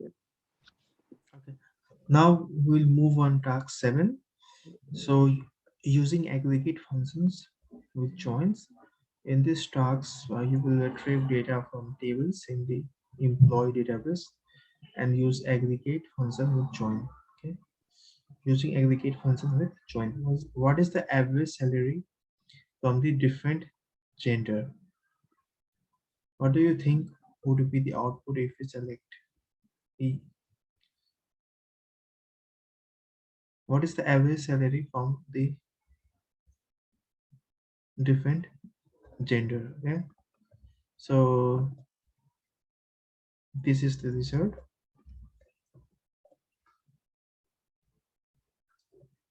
If we remove employee number in group by,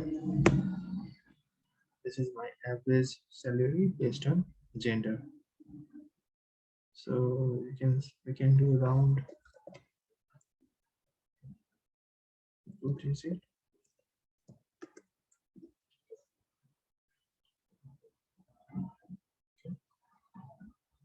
So this is the average salary of male and female. So average salary of female tends to be higher in comparison to male.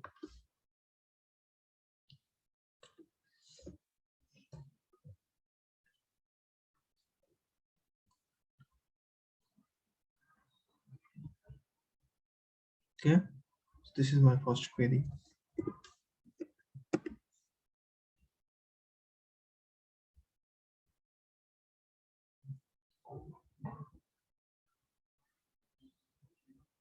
So how many males and how many female managers do we have in employee database. Okay, so again this would be my count. Here will be my, so we have manager in salary in employee table. Select asterisk from employee.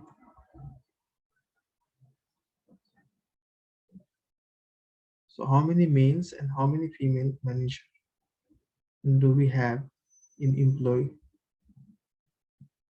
table? So here instead of doing average, we will need to do count. Okay, count of distinct employee, emp underscore number. If we do this,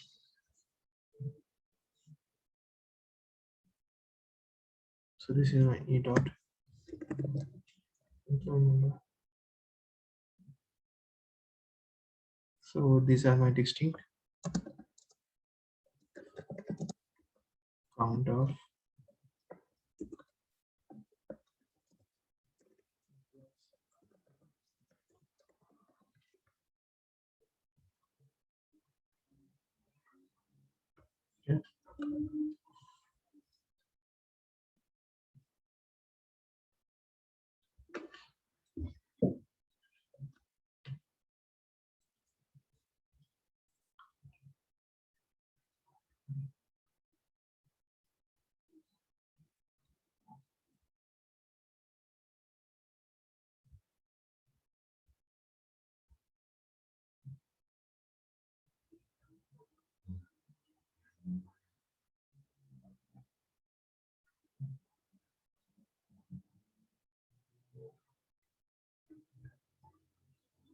Okay.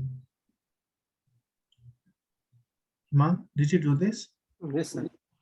Okay, now in task 8, we will join more than 2 tables. Okay, so we will join 3 tables. So Okay. here you can see,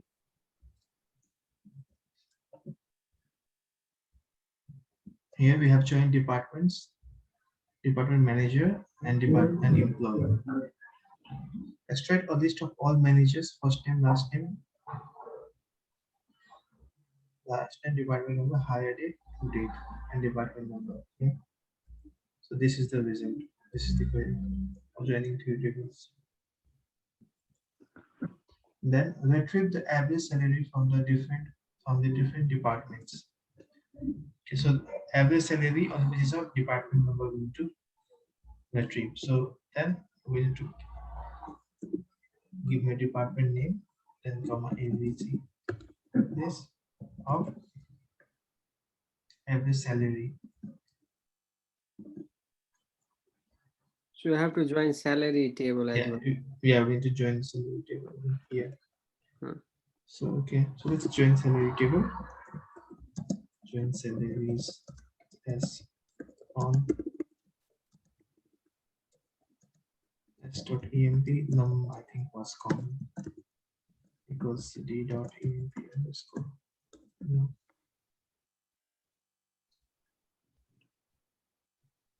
s dot salary by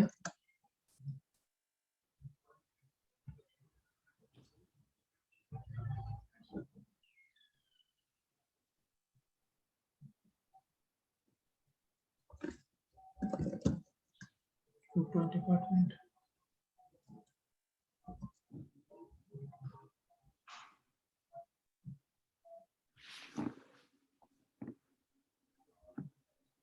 So we have e dot employee.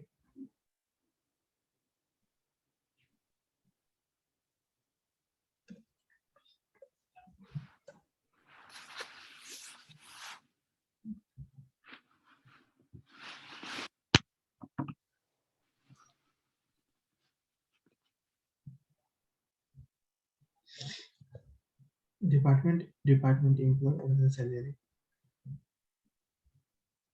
So we need to join this 3 table. Department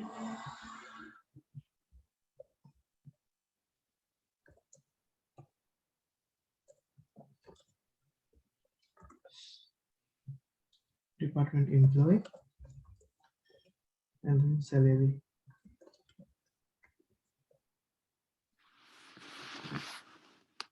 Department, we have department number.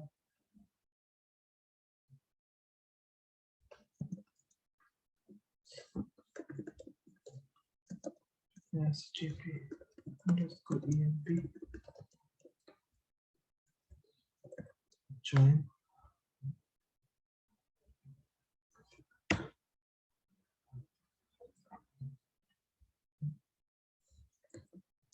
Join salary as on TP dot EMP underscore one. TP underscore EMP underscore one.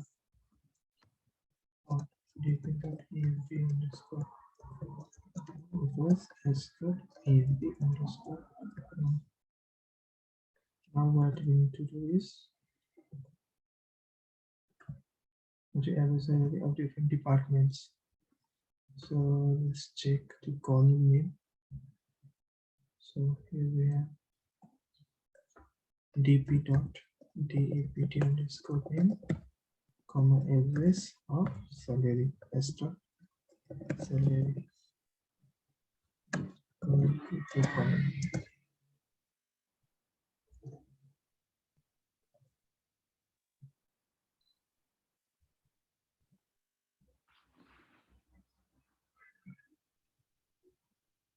So department table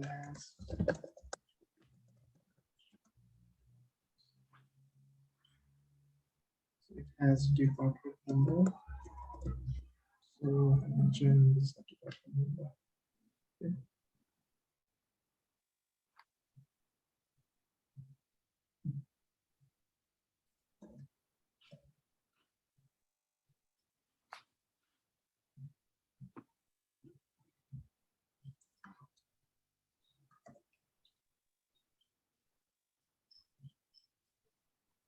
Okay.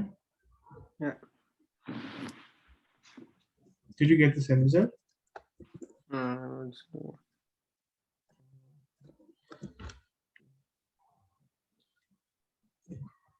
This is a bit tricky. Try this by yeah. yourself. You will learn something from this.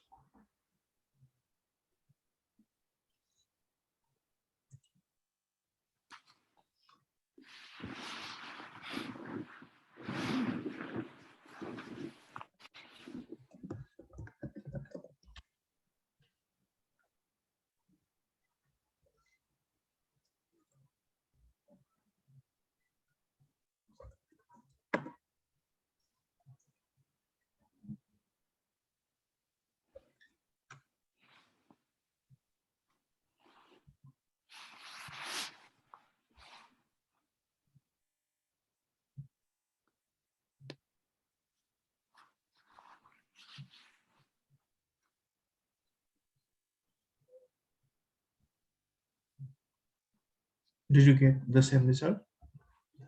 Yes, sir. Okay. So the last question is, retrieve the average salary from different department where the average salary is more than 60,000. Okay. So here we need to check whether my average salary is greater than 60,000 or not. For that, we need to use having here. Having is greater than 60,000. Yeah. Now if we do, here we'll get result. So whenever we have aggregate function, and we need to aggregate on basis of that particular field, then we use having. So having always works with aggregate function like average, count, sum, mean, max. Okay. So this is also one of the example of using having. Yeah. Try to do this by yourself. We can use where or not instead of having. No, we cannot use where because this is aggregate function. So Mm. if you have aggregate function, then we need to use having. If you do where, you will get an error that aggregate function something like you get some error here. Mm. So one error is because the where condition always comes before group by. So this is again wrong. So where condition always comes before group by. Okay. So if you try to run this will also give you an error because the where condition is not allowed with aggregate function. Okay. So whenever you are filtering aggregate function, you need to use having here.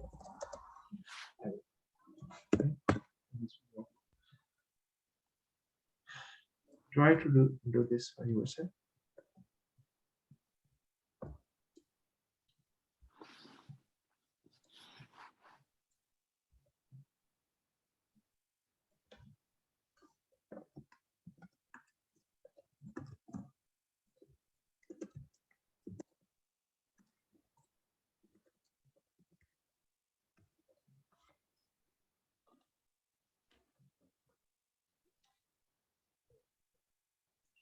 Did you get the same result? Yes, sir. Mm. Okay. Okay, then so then that's it for today.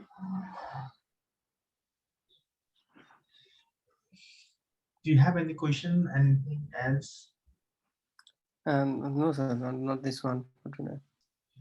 Okay, so next week we will start with Tableau. The in Tableau we were creating the dashboard, Yeah, right? So we will continue on that, and we will add more feature, and we'll add all icons and all. So it will be a bit high level of dashboard preparation next week. So last week we did whatever we did. yeah, So try to replicate that and be ready with me so that we can do simultaneously together.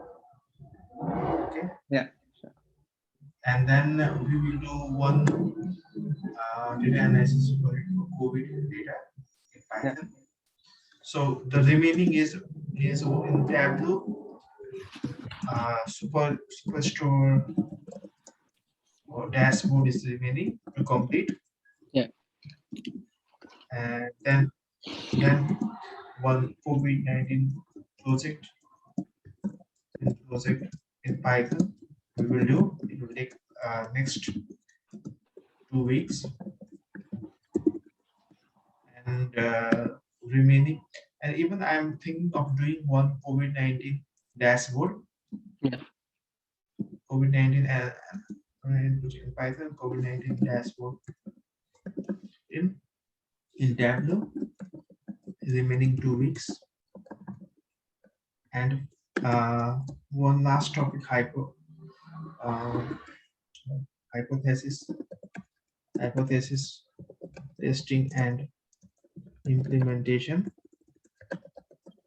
in R is remaining. So this will also be completed within 2 weeks, remaining 2 weeks. Okay. So yeah, so this will be completed in remaining 2 weeks. So in 2 weeks, like in 11th week, we will complete almost everything. In 11th week, we will complete almost everything. In 12th week, I will not teach you anything. Simply, I will see whatever query you have, query and discussion. It will be in 12th week query discussion and any completion if you want to do yeah. in your completion of your project. If you want to complete your project, also, are you saving this in your GitHub? So